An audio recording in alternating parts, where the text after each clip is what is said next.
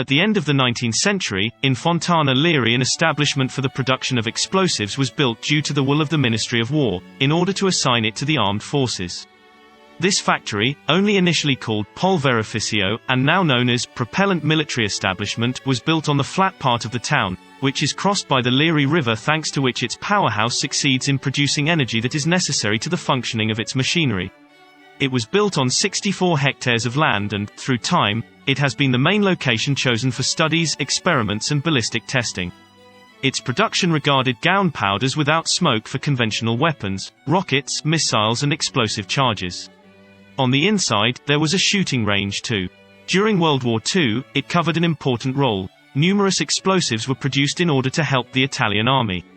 For this reason, it became the target of the opposing German army, which destroyed the majority of it, and all of its production, with several bombings. The factory that until 1943 represented the most efficient and important explosives factory, became nothing more than ruins.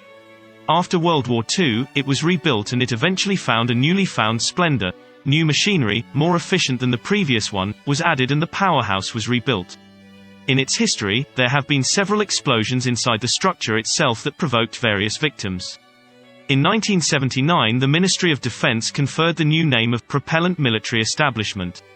During the years, the production of explosives gradually reduced and with her, the number of working units.